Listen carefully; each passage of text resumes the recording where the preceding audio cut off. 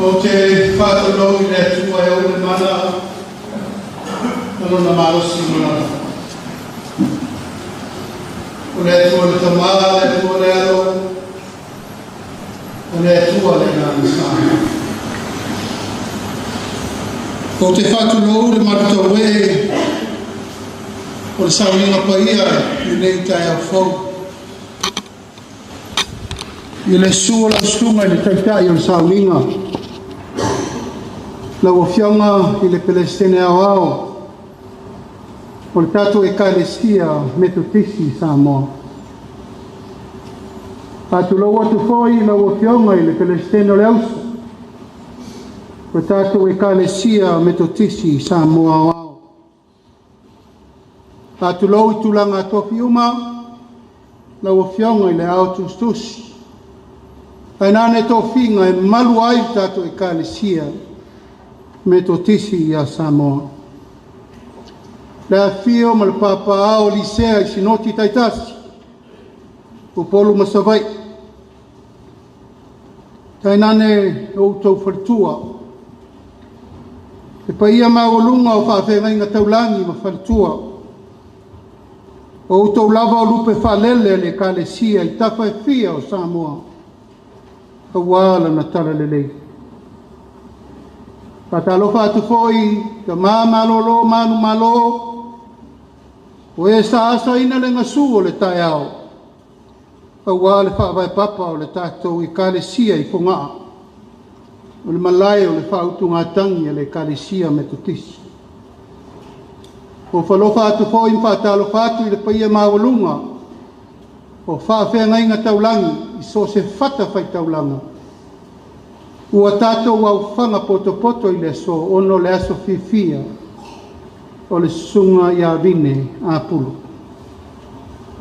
Ta talofa atu foi tama whana uma, lupe whalele le neitu malo, ua mawhai o le tātou au whanga poto I le nei aso fia. Tulauna pa ia o whale atunu. Mātou whātula watu o wale pa ia o le ainga sātuala. Mātou whātula watu o wale pa ia o le ainga na whalingilangi. Mātou whātula watu o wale pa ia o le ainga o māwaenga. Mātou whātula watu le pa ia o le ainga na taulangi. Tulou le ainga sa whenu nui vao. Tulou le ainga I le tai. O polo ia e maluai le tuua o le malo. E le sunga I whawhenga taulangi. Tulou ngā inga sa maali atoa. Tulou ngā inga sa tupua, tulou ngā inga o mawenga. Tau si whaatele a wā le whaare tolu. Tō whaartu ua ma le whaare limo na sāna ese. Aua tā lolo ia pa ia uma. I whangaa o le malai whono le kalesia o au. O le malai na sunu ia I le ala whala I whale u mautu angiangi. A wale tātou e kalesia metotisi Samoa. A le vai ai le whala oto I kalesia kerisiana uma. O e na tātou loa I le ala ukumoni ma leola. Le malai na I matangiu whenga I maleata. Ma le malai na I malai ola ma nā whanga.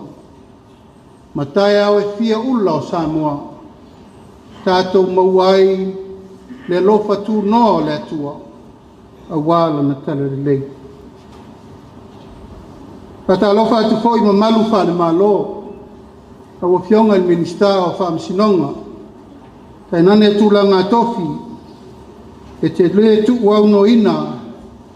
A wale wafa whenga iai. I au tofinga whaale anu tai nane e whaale topi. Ai o tūlai le ava ma le whaale tele so ula se moli mau. Ela I le moli mau le neimtanga luenga I sasina.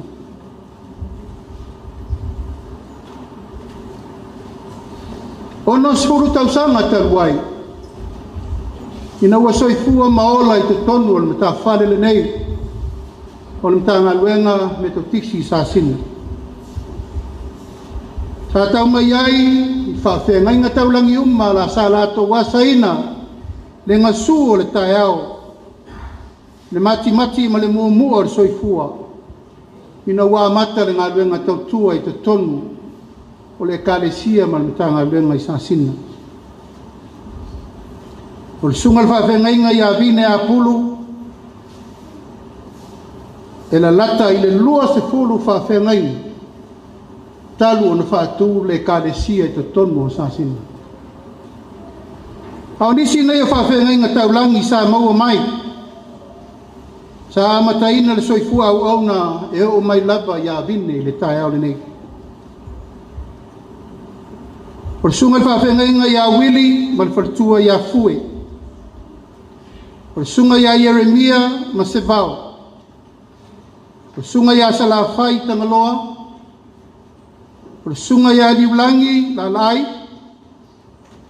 o le sunga ia la au le ola vai, o le sunga ia e whareima pa le mene, ma le sunga ia kalama i oako, o le sunga ia tapunuu tainau, o le sunga ia poasa taupau, ma le sunga ia whaabevela tuato, he o mai le sunga ia vine a pulu. O le tu malo le nei o le na i whamaunga no me le tolu. O se tu malo whamanu ia ina e le atua. Ai sea, e maulo na whawa e papa i le teitonunga whakerisiane. E ala na maulo na whawa e papa, o le whea whani o le au whainga luenga. Talu no wifo mai le lalolangi nei, ma taitai mai lo lima i lo tua a, o te sau e tau tua le tu malo. O vaia i nā le mapo le tō whā, a inga sa tukua, a inga sa mai le toa, le whā le tolu ma le a inga o mawai. E tō whā loa le ka le sia, whawhenga inga taulangi, o le mutaanga nao mea uma. O so se mataupu, so se whaafitauli, ma so se me fina ngalo i aile tu malo. Ma o le whawa e papa le nā. Sau mai futia wa sola maso walu i o mato matua. Le whaatu wina le whawa e papa le nei. E o mai i le tae ao le nei. Ua ono skulu ma le whaatau sanga. Talu na tuto tasi le malo tuto tasi o Samoa. Ai le i tau mualo ai le pule mamalu ali in fai pule. O le tu malo ina ia ave pea le wha mua mua i le atua malona fina ngana. Au tau sila sila i le atu wha lenga o le tu malo le nei. O wha le pito i sili na la le nei. O mauta o le atua. E ave i aile wha mua mua i mea uma lava, e ta pena. So se mea ma so se awala, ta pena i mea uma. O le fono i fonga al metotisi, e ta pena mea uma i leo langa atoa na ola mai ai. Ma e sava ava ai le wha mua mua e ave i ai. E ta pena fo i le fono i malua, e wha pena fo. O whea lai wheta i ai, pe soua ingo le soi fuanga o whinaunga whare tamata. E toi fo i mai a i malai whilungia. I le vai e asu atu ai vai malu, e whaasu sui nai whina ngalo. Ua mau ese fo i nistein. O ta mauma ia le kalesia na o tō laulauina o lato swafa. O le pae lei le nāna pae mo le matanga anuenga nei. Sa sina. Sa pae ai ai o fina ngalo i o mato matua na fatuina. E ka le sia le nei. A mato wa mato mai nau ta. Tu wal farsai o. Lima suru lima tausanga taluai. Tu le farsa, tu le fale le maota o le whawhenga inga sai ai wili ma le fartuai. Ma tai la lata le sami. o leo taunu mai vine mal fartua ya kenesi o leo tau sila le tau mawhainga ni tanga alwenga fia fai me sili fia fai mea ato toa ma fia fai mea le lei mo le tua malona fina mana malu tāpua i fo le nei e lei umi tele atu lo na fausia ina nisi fo yo ta mao le kalesi sa lato popo ina le fale awa le ola tautua o le nei kalesia ma le nei mtanga alwenga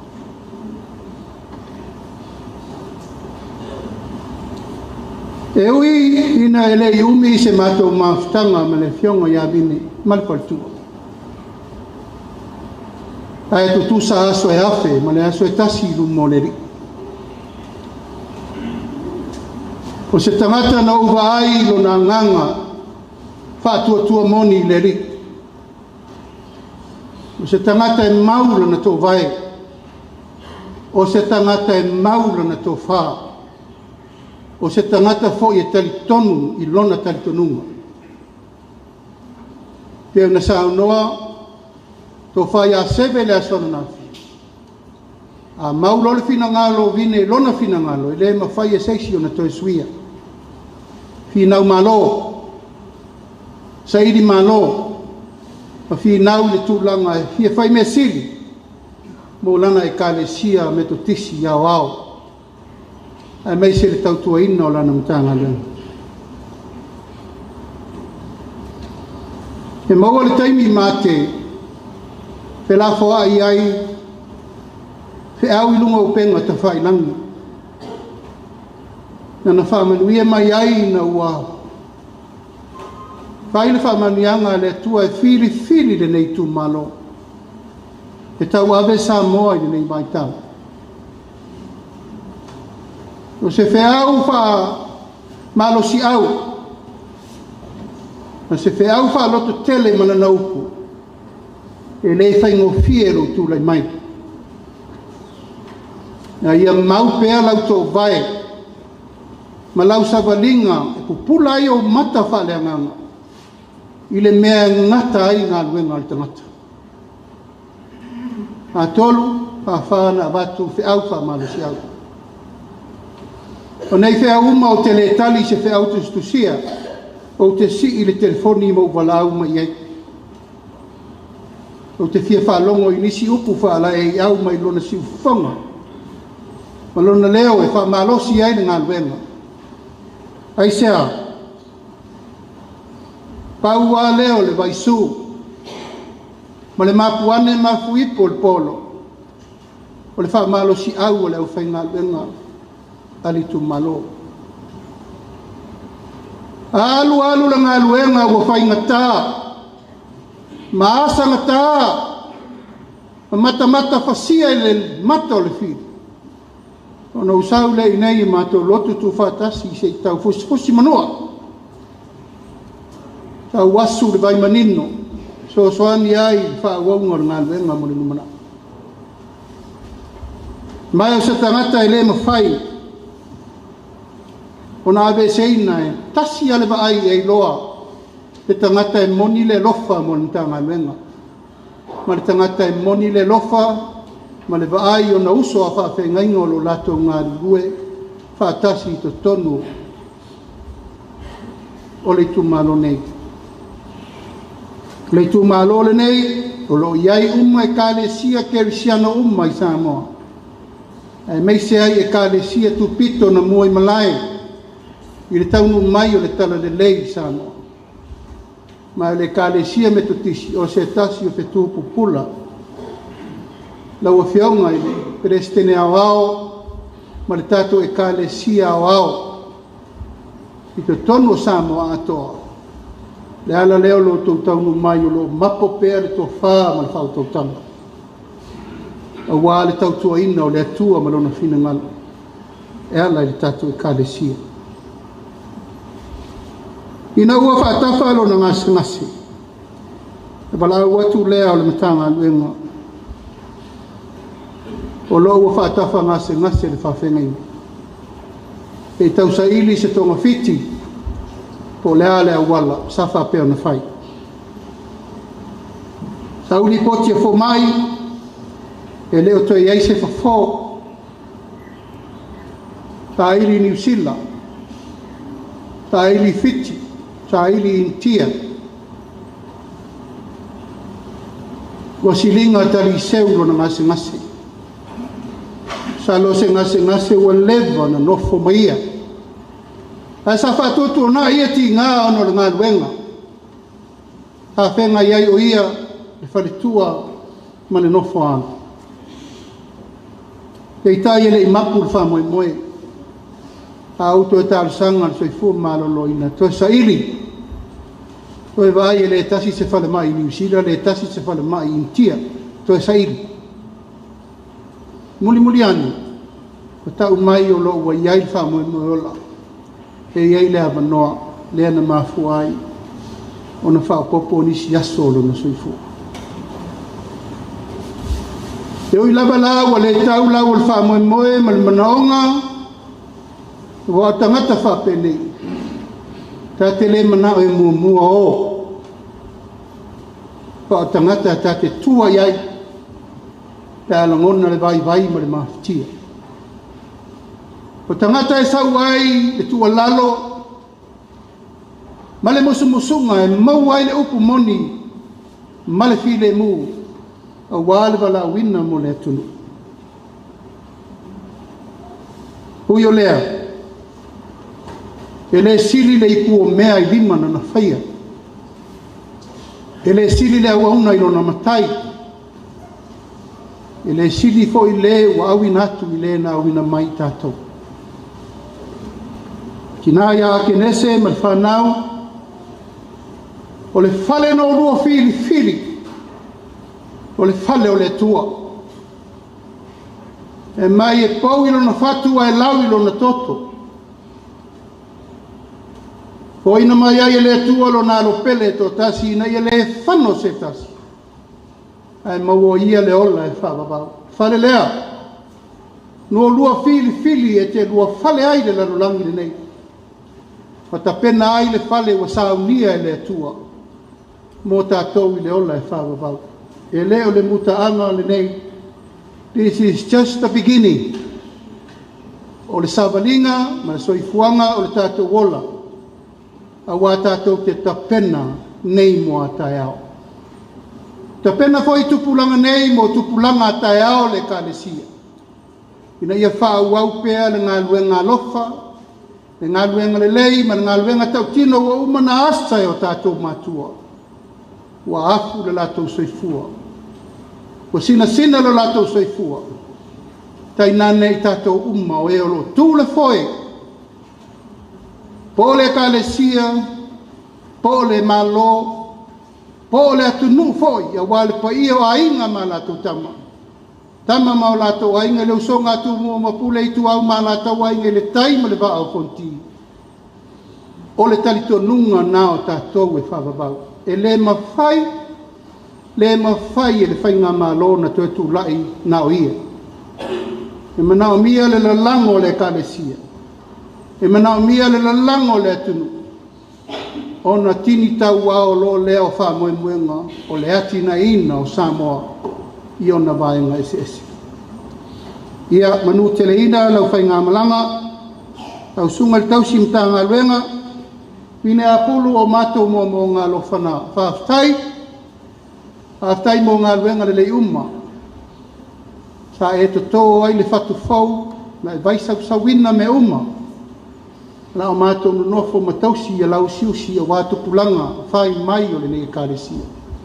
ia manuia la malanga alofa ati o tatou matua o mumu atu a tāpena se nofo ngā mau a wā o e nei a sesi o matou taiao manuia lau fionga le taiao ao le kāresia lau fionga li perestene manuia lau fionga le perestene o le auso manuia le paia ma le mamalu mawalunga ua ofia le nei aso ona o Yesu amen